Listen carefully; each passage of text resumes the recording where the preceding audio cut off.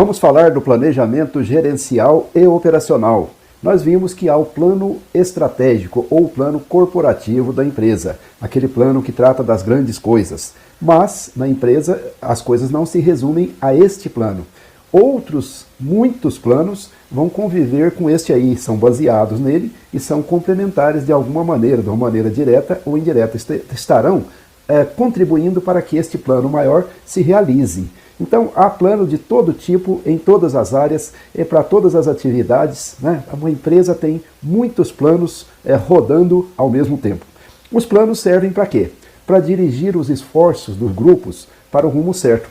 Servem para coordenar as atividades fundamentais da empresa. Servem para orientar a ação das pessoas. Servem para controlar a ação das pessoas, né? As atividades, para ver se as coisas estão indo no rumo certo. Enfim, eles servem para ampliar a eficiência, a eficácia da empresa para tornar a empresa mais produtiva. Há planos de diferentes graus de complexidade. Por exemplo, o plano de construir uma barragem. Você pode imaginar o que é, né? É muito sofisticado, é muito detalhado, né? O projeto da barragem, né? Uma coisa grande. E há aquele plano pequenininho que a gente faz para fazer uma festa dos funcionários do departamento. Então há plano de todos os tipos. E há modelos de planos também, os mais variados, desde aqueles mais complexos até aqueles mais simples. E o planejamento na empresa, ele vai tomando nomes diferentes. PCP, Planejamento e Controle da Produção, projetos, a gestão pelos projetos. O projeto, na verdade, é um plano, né? Um plano e um projeto são a mesma coisa. Então, os planos de ampliação, o plano de ampliação da fábrica, não sei das quantas, o plano de marketing, o plano de recursos humanos e assim por diante. Então, há muitos nomes, muitos modelos, muitos jeitos de fazer plano na empresa e há muitos planos, há plano para todo lado, porque afinal de contas, o planejamento é uma função gerencial da empresa como todo e de cada uma das unidades produtivas, de cada líder em particular, tá certo? Alguns aspectos aqui sobre o planejamento na empresa. Primeiro, ele é um processo contínuo, tá? Feito em várias áreas ao mesmo tempo e ele é um processo contínuo. Os planos são documentos, né? Eles poderão ter regularidade, ou seja, todo ano eu faço, todo mês eu faço, ou não, ou poderá ser uma coisa para uma atividade e ali ele morre e acabou. No planejamento a gente faz sempre a mesma coisa, né? A gente olha para o futuro e toma decisões aqui no presente para que esse futuro seja o melhor possível dentro do nosso desejo, né? Dentro das nossas expectativas. Então esse futuro poderá ser o mês que vem, poderá ser os próximos anos, poderá ser, enfim, este ano. Há vários tipos de horizontes do planejamento. O planejamento, para que ele seja bom, ele deve ser participativo. O planejamento tem que ser participativo. Os modelos de planos têm que ser simples, né? O complicado é a vida, né? Mas o modelo de planejamento tem que ser simples. E o bom planejamento, ele enfatiza objetivos, o que nós queremos atingir e estratégias, como nós vamos atingir isto. E não enfatiza análise, né? Tem plano que é cheio de análise disso, análise daquilo, muitas considerações, e a hora que chega nos objetivos e estratégias, ele é pobre. E o plano, ele tem de ter objetivos e estratégias que sejam realistas, né? Calcados na realidade, aquilo que a gente efetivamente pode fazer dentro das circunstâncias. Ao mesmo tempo, ele tem que ser desafiadores, eles têm que empurrar a gente para frente, né? A gente fazer sempre um pouquinho mais, um pouquinho mais, um pouquinho mais. Os planos têm de ser situados no tempo, né? Os objetivos têm de ser situados no tempo. Até quando nós pretendemos atingir isso ou atingir aquilo. Os objetivos devem ser frutos de consenso. Nós temos que discutir, dialogar bastante e depois chegar àqueles objetivos comuns que todos acreditam neles, as pessoas queiram atingir aquilo. Eles têm de ser realizáveis. Ao mesmo tempo eles são desafiadores, mas não pode ser desafiador de uma tal maneira que as pessoas não possam realizar aquilo. Tem de ser realizáveis.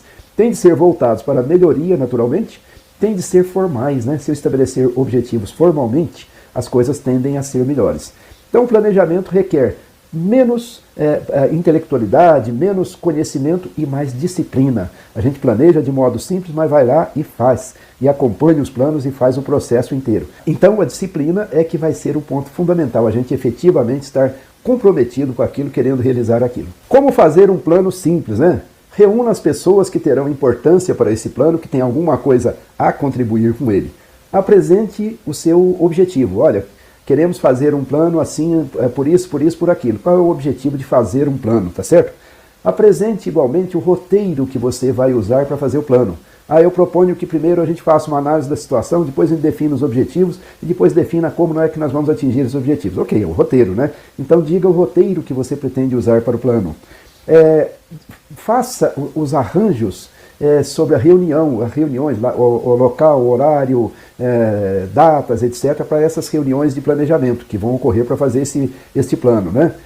E dê prazo para as pessoas se prepararem um pouco para fazer o planejamento, né? As pessoas devem estar preparadas quando elas chegarem na hora de planejar. No dia certo, né, na sessão, lidere essa sessão adequadamente, deixando as pessoas à vontade e estimulando as pessoas a participarem, a contribuir efetivamente com o planejamento. Gerencie o encontro, né, as discussões, as análises, gerencie tudo isso para não haver um clima de competição, para que haja um clima de cooperação e entendimento, que as pessoas estejam voltadas para a tarefa ali em si, né, e não para egos pessoais ou outras coisas desse tipo. Ao final de cada discussão, preencha um formulário que você estabeleceu lá para aquilo, né? Então, digamos que tem um formulário chamado objetivos. Então, depois que discutiu, estabelece o objetivo e preenche o formulário. Ao final do processo, leia o plano todo, né? Veja se há algum comentário, observação, e aí, fechado o plano, passa para a execução das etapas de acompanhamento e revisão. Cada um implanta e faz a sua parte, e aí a gente vai fazendo acompanhamento e revisão de tudo. Isso é um modelinho simples para fazer um plano simples, né? Então, às vezes a situação é complexa, mas o plano é simples, tá certo? Então a gente vai mais ou menos dentro dessa linha aqui e faz um plano para a atividade que a gente queira planejar neste momento aqui. Na gestão existe um sem número de ferramentas que a gente usa para fazer plano. Essas ferramentas estão disponíveis aí na internet, é fácil encontrar, existe muita ferramenta boa para as várias etapas do plano. Por exemplo, para a análise da situação, existe aquela tal de análise SWOT, né, que nós já falamos lá na aula 22. A análise SWOT pode aparecer em qualquer tipo de plano. Para ter boas ideias, nós podemos usar a ferramenta chamada brainstorming, né? Para orientar o processo de planejar, podemos usar o PDCA, muito comum das empresas, né? Que veio juntamente com as atividades todas de melhoria da qualidade geral da empresa, produtividade, etc. O PDCA é um instrumento, uma ferramenta simples que todo mundo conhece. Para formular objetivos, por exemplo, nós podemos usar a matriz de Eisenhower. Para coordenar as atividades do planejamento, podemos usar o gráfico de Gantt. O Gantt era um especialista da administração lá do século XIX, né? Então, mas está aí o gráfico de Gantt, continua útil, continua válido. Para encadear as tarefas, nós podemos usar o PERT-CPM. Então, há um sem número de ferramentas. Aí na sua apostila nós vamos dar indicações para você buscar algumas dessas ferramentas e para você achar o caminho de usar a ferramenta certa na hora certa, quando for do interesse do seu processo de planejamento. Então é isso, planejamento gerencial e operacional. Vamos em frente!